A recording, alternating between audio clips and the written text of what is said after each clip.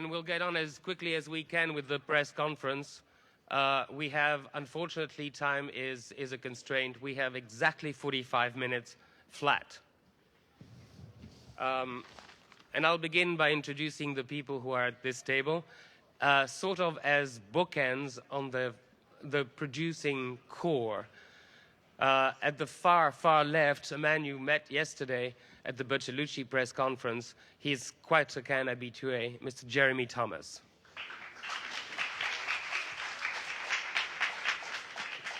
Sitting next to me, also the producer of the film, or at least the financier of the film, probably the man who gulps a lot before giving a go-ahead to a film, and the more he gulps, sometimes the better the film. He is also president of the Canadian Academy of Cinema and Television, Mr. Robert Lantos.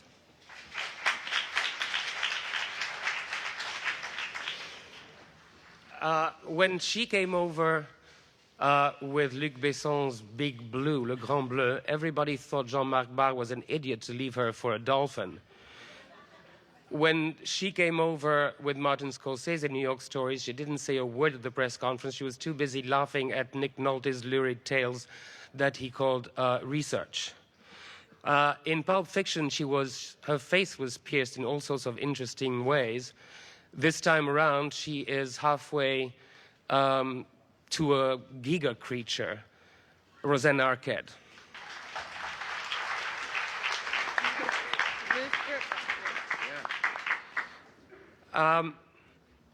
She studied economics and philosophy at the University of Victoria in Canada, but came to comedy via Australia. She was the first Canadian to be accepted at the Australian Academy of Dramatic Arts. You may not know her. This may be the first time you see her in such a heavy-duty role. It certainly isn't the last time. Miss Deborah Unger.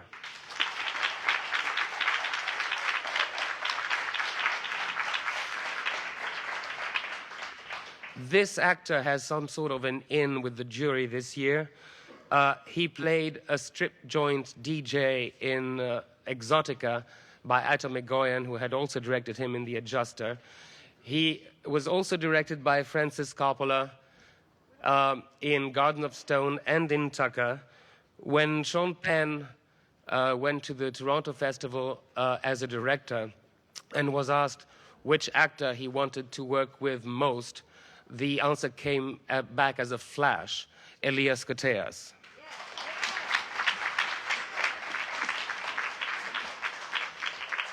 When she first came to our attention in the Miss Firecracker contest, what clinched it for us was, among other things in the performance, the speed at which she delivered dialogue and the twang. Raising Arizona Broadcast News, the firm, have confirmed this. I don't know if I wonder if that's the reason why it is as a mute that she got the Best Actress Award in Cannes and the Academy Award for Jane Campion's The Piano, Miss Holly Hunter.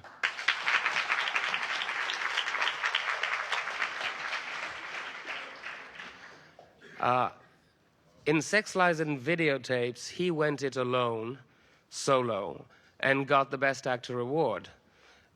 Playing this time a universal donor, to put it mildly, the sky, if that's the word I'm groping for, is the limit, Mr. James Spader.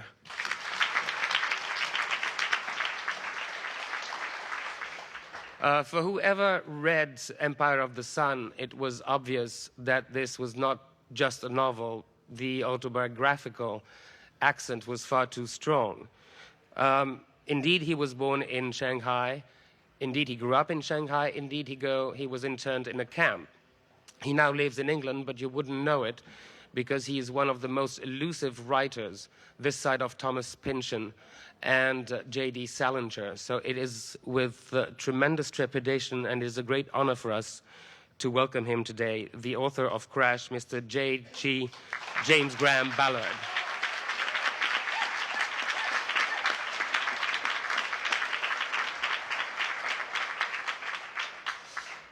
He may look a lot like costume designer and Yves Saint Laurent, but he certainly doesn't deal in haute couture unless you want to redefine the notion. As such films as Dead Ringers and Naked Lunch and The Fly indicate, he is one of the two most twisted brains in cinema today, Mr. David Cronenberg.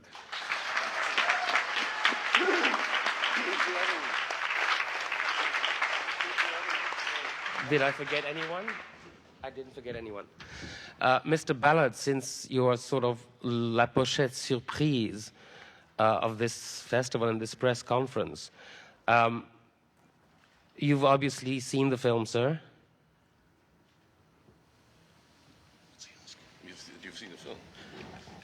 Yes, I have, and I was tremendously impressed by it. I think it's one of the greatest films on the subject of sexuality, violence, and the world we live in particular the motor car, that I've ever seen. A great movie. Well, did you have any trepidation when you heard that your work was going to be adapted? Usually a writer says, when asked whether the film is faithful, follows the book, they usually say yes, like a mugger follows the victim. Did you have any trepidation initially? Not when I first heard that Jeremy Thomas was interested in making a film of Crash, because he had such a tremendous track record as a producer. He's one of the greatest, certainly at present, the greatest British film producer. And then when I heard that David Cronenberg was interested in directing it, I thought, we're home and dry. This is going to be a masterpiece. And I saw the script. I was very, very happy with it. And a little while later, I saw the movie, and it's a knockout. Did you visit the set at all, sir? No, I didn't. Question here. Yes, good afternoon. It's Bruce Kirkland of the Toronto Sun. Question for David Cronenberg. And this is a twisted brain question. And I'm curious because there's a lot of the familiar themes that one could find in some of your other films over the years, like the allure of metal and machinery, the vulnerability of the human body, the alienation of living in the latter part of this century. And yet, I've never seen any of your films express any of these themes in such an overtly sexual and yet not sensual fashion. And that runs a risk, too, I would think. But I'm curious for you to expand on the idea of expressing it in an overtly sexual fashion.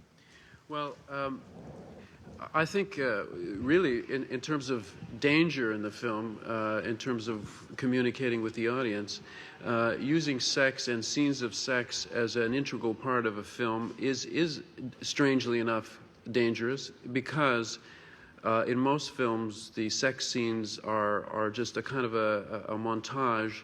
The movie stops, you have the sex scene, and then the movie continues. And you could take the sex scene out of the film and not change it. And when people see 3 or 4 sex scenes in a row in a film like Crash, thinking of the normal way that sexuality is used in films, people are very confused because they think, well, when is the movie really going to start?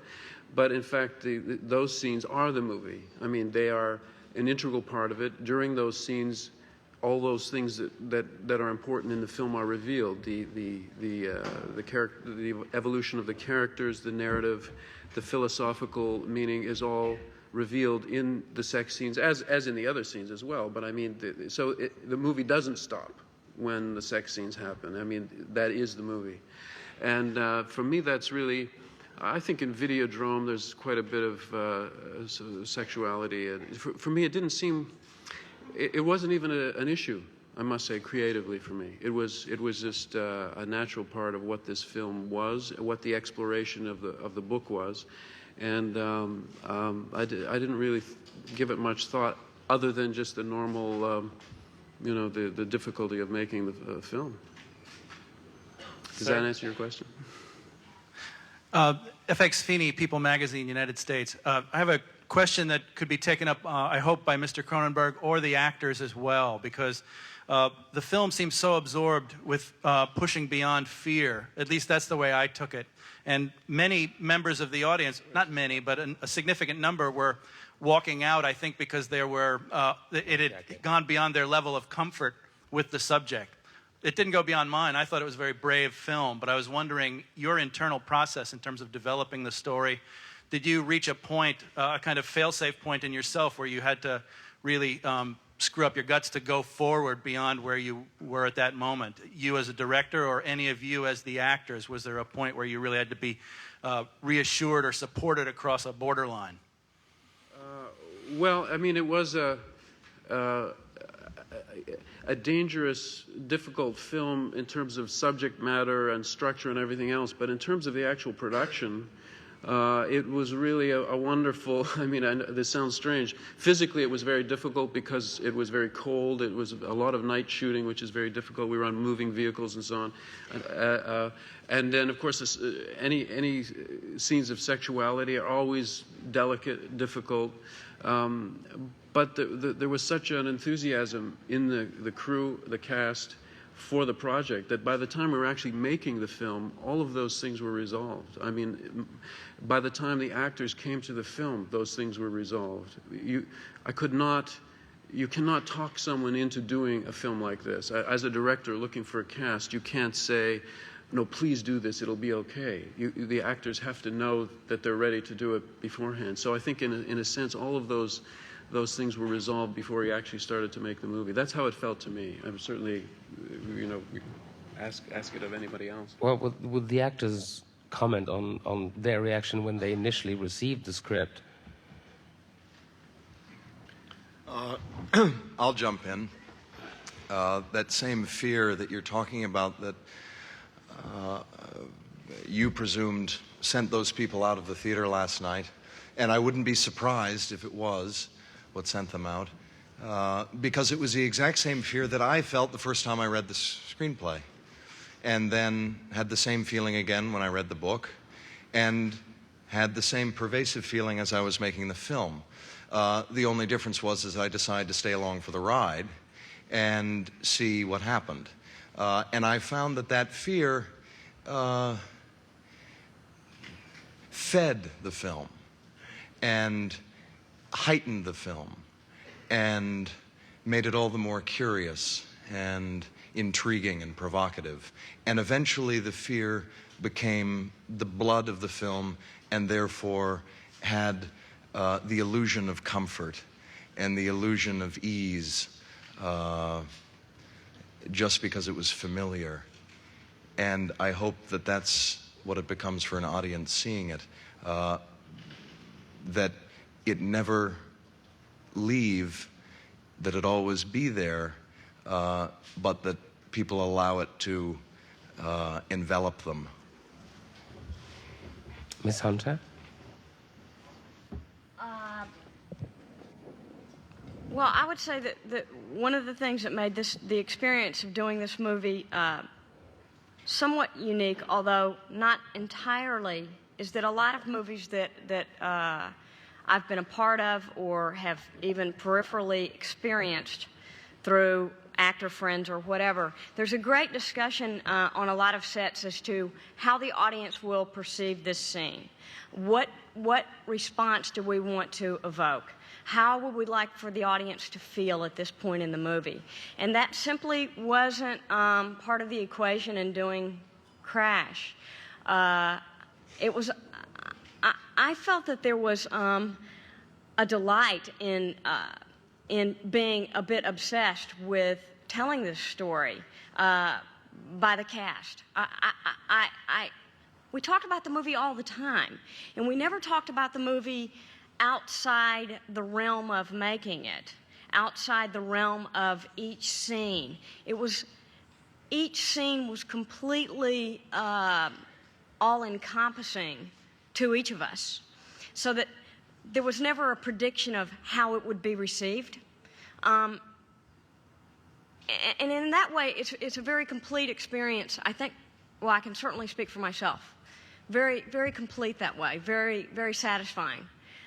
Because we weren't trying to predict anything. And I think that it's one of the strengths of David Cronenberg's movies is that they never, ever dictate to an audience how they are supposed to feel. Ms. Unger?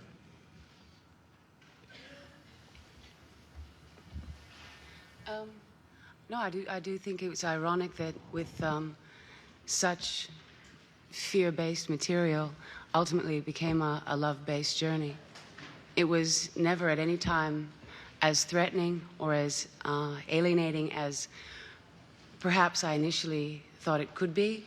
And I agree completely with Holly. The word delightful, it's perhaps an ironic word to extract, but it was a really delightful experience. And I personally was not perhaps predisposed to such a journey. And so I had no idea how I would respond. And I didn't have any reference points other than the immediacy of those involved and the interdependent evolution of each day, each scene. I think in retrospect, some things kind of do surprise me because it really, it was an immediate and very organic and different experience, but ultimately safe and, once again, ironically delightful. Rosanna? For me, it was really interesting the script was amazing, and because to play people that were desensitized and needed to find another way, sexually, in any way, I wanted to work with Holly Hunter, who's one of my favorite actresses, and Cronenberg, of course, and I enjoyed playing someone who wore her scars on the outside, very raw. Elias? My heart's, well, first of all, the fact that I didn't have to audition was good enough reason. But you know, I'm just being silly. Well, I felt pretty exhilarated when I first read it. I read 4 pages. I loved it so much I put it down because I didn't want it to end. Having 2 months to prepare is a treat. And I've been an admirer of David's films since I became interested in films. And the idea of working with him and the actors that are involved was just, it can't be a better situation. It doesn't get better than that. There were other times, there were nights that I would go home and I would feel tremendously guilty. And my goodness, what are my parents going to think about what I'm doing? But it was just a lot of passion, love for the work. You learn your dialogue and you hope to God that on the day you feel connected. So you listen to a lot of different music. Makes you, you know, blah, blah, blah, blah, blah, blah, blah. There's a question over there. Here. Matti Paunio from Finland. I have a question for Mr. Cronenberg. When I reread Mr. Ballard's brilliant book recently, I found it very fast, neurotic, and noisy. But you have decided to interpret the book into a film which is slow, even meditative, and quiet. And I'd like to know what's in the back of this decision. If you think the film is quiet, they probably had the sound turned down too much in the theater. Well, I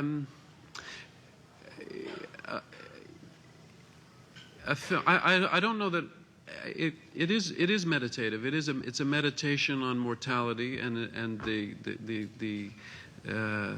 the phenomenon of human existence, and so that it should be meditative, I think, is correct.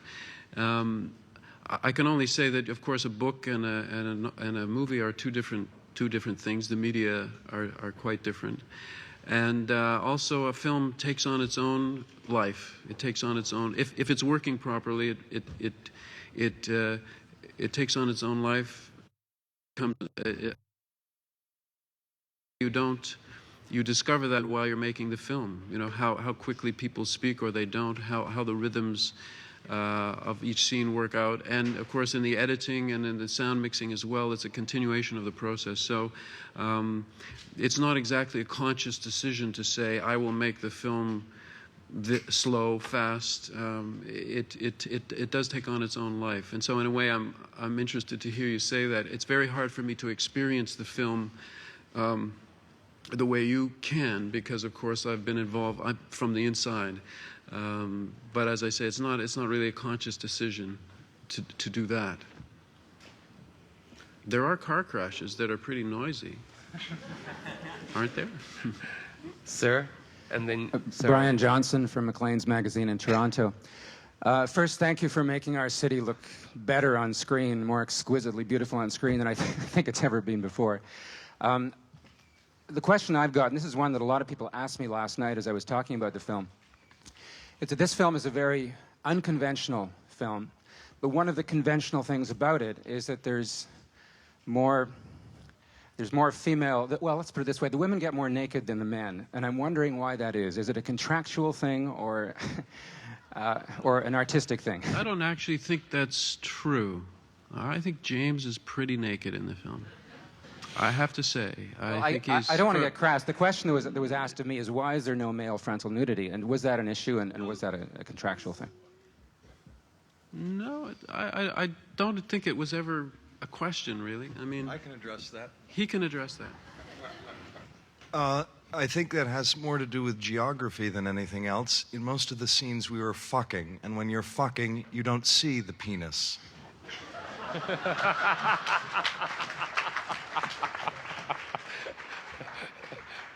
That's good enough for me. I never thought of that. Question over there. Wait. I just want to say, just in terms of, really, it was not contractual. There were the discussions with the actors, amongst the actors and myself, almost never, I have to say, had to do with that. I mean, it was always, how is the scene playing? How well will it play? You know, it was so obvious in the script what was required up in terms of nudity. I needed actors who were really not afraid, and I knew that I wouldn't get actors, as I say, who would come to the film but be wanting to talk into things or out of things. That was never an issue, really wasn't. So the scenes were played out the way the dialogue scenes were played out. That is to say, what's the most forceful way to play the scene? What's the best way to play it? Really, that was it. A question here. Oui. Bonjour, Jean-Marc Durand pour Le Progrès de Lyon. Une question pour M. Cronenberg.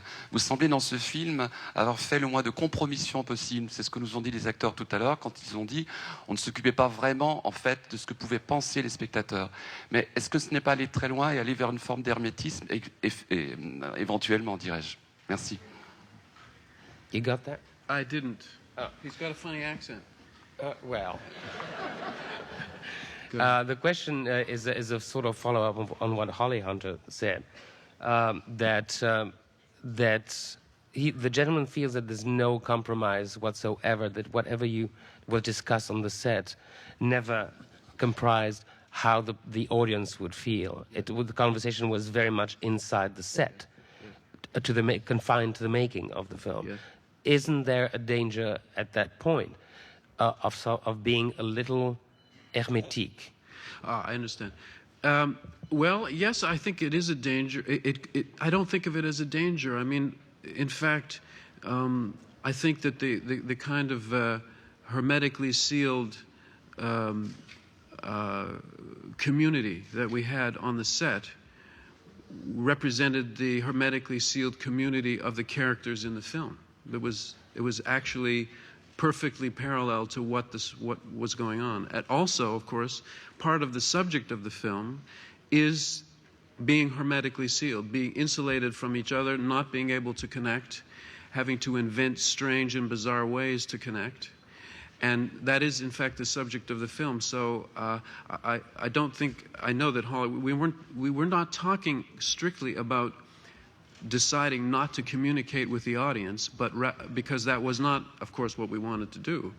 What we wanted to do was to create the life of the film and then allow the audience to observe it and be involved with it. It's a different way of filmmaking. The traditional way, sometimes when it goes wrong, is like product development, you know. It's like developing a new kind of a toaster. You know, it's you go out, you test it. The way it is traditional to do screenings, and then you reshoot the film, because in a way it's like letting the audience tell you what film they want. But if you do that, then you can only meet their prior expectations. You can't take them someplace new that they don't anticipate. I don't think the audience, I mean, there is a new sense of interactive art forms now with the internet and so on, where the audience is involved in creating a game or something. But to me, that's not the way art itself works. I think you need to lead the audience to some place that you yourself are discovering. It's quite a different process, and I think really that's what was involved. Yeah, and I'd like to add to that and just say that I do think that if you are aspiring to make something artful, something that is an artistic statement, you are paying homage to a point of view, a singular point of view, and that is what you stay true to. Now, when we were making this movie, I felt that we were discovering the movie as we were making it. I mean, we've talked about this before already at this press conference, but there were lots of elements and relationships and evolutions about this movie that we didn't know when we began, and we wouldn't know halfway through. So there would be no way that we could possibly try to manipulate an audience when what we were trying to do was discover the movie. I think it's a provocative movie, not a manipulative one. Would that movie, could that movie ever be produced by an American studio? It took a British producer and a Canadian one to produce it. Has any of the studios got interested? And if any of them had, could this be a studio movie? No, it would be impossible to conceive this film within the traditional system of making films. And that's why it took a long time to realize the film and to try and position it that it could possibly be made. In fact, a lot of people have been coming up to me and saying to me, why are you so perverse? Why is your taste so perverse? But, you know, we can't just have a diet of films that conform to set patterns. And so I think that there were, you know, a group of people joined that point of view, and we managed to make the film. I mean, you know, I think everybody who was involved in the film were broad-minded people. We've made a film that is for grown-ups, made by grown-ups for grown-ups. And it definitely could not exist within the traditional system of Hollywood. But that's very obvious from the material. Well, I think to make this film, you have to be attracted to material that has some new light to shed on the human condition, which generally doesn't tend to be a major factor in deciding which movies the studios make. On the other hand, I have to add that what it ultimately made the making of the film possible was the contribution by various distributors who bought it before the film was made, and one of them was New Line Cinema in the United States.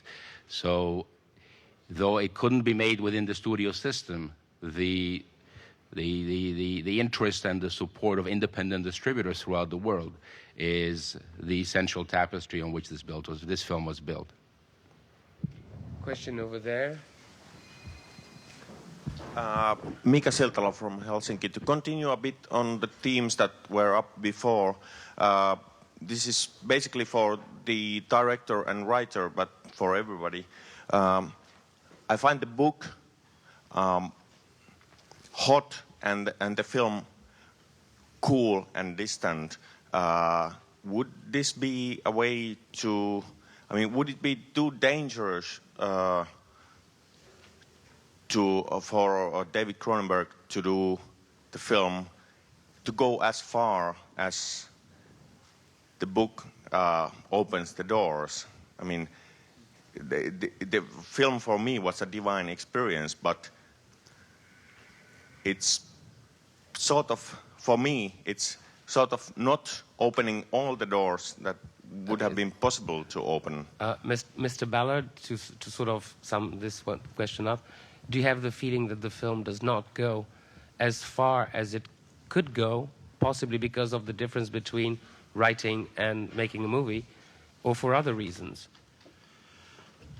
I disagree entirely with that. I think in many ways the film goes further than the book I wrote. I think if you read the book, there's clearly an attempt going on by the author to justify the extraordinary events being described. I think what is so powerful about David's film and the tremendous performances that this cast gave is that they start where the book ends. They take for granted the strange logic that is unfolding through the film. There's no attempt to make the events being shown explicable in sort of conventional plot terms or anything of that kind. I think that's why the film is the sort of brain derailing experience that it is. And I give full credit to David's script, his direction, and the performances by the cast, which are absolutely of the first order. Question here, then Monsieur there. Madame? From MTV Lebanon, question for Mr. Cronenberg. Through the car crash, we noticed that the characters experienced new ways of making love and sexuality, and they are not conscious about the danger of death. So can we say that it's an extreme movie relationship, man-machine, or it's only a reflection of reality?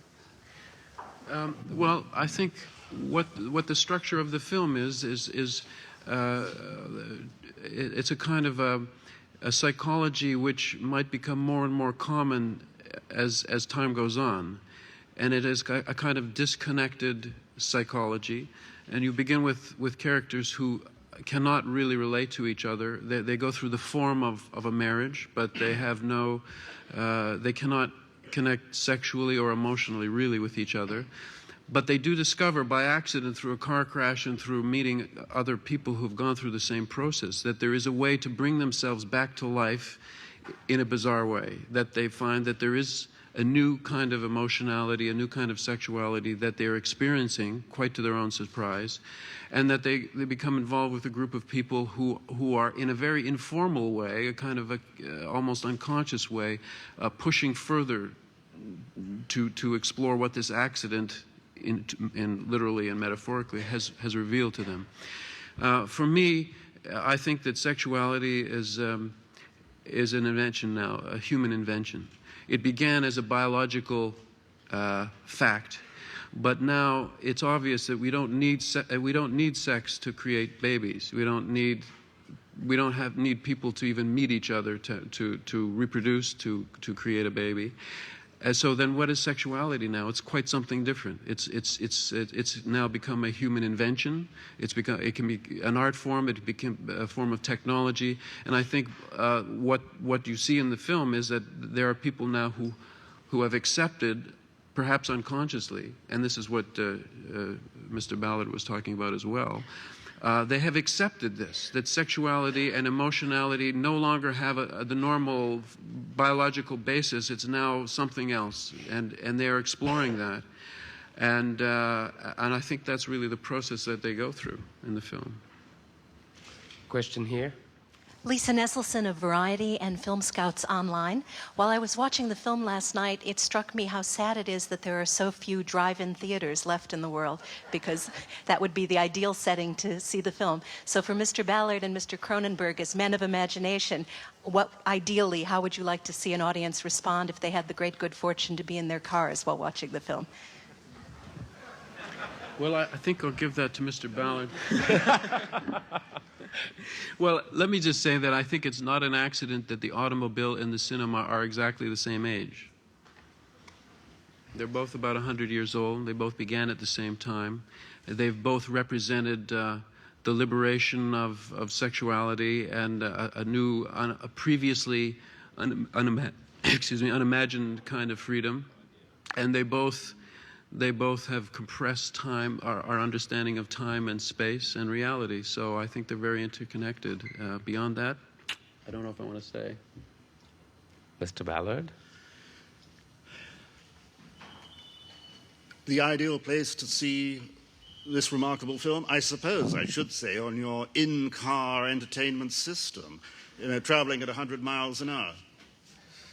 Being serious, or maybe I'm being flippant. I'd like to think I'm being serious. I think everyone who passes his driving test should be, in the years to come, should be given a video of this film. I think everyone buying a new car should be, in the years to come, should be given a video, because this film is the best possible advertisement for wearing a seatbelt, driving slowly, and if you're going to have sex in a car, have it in the back seat. Ladies and gentlemen, thank you very much.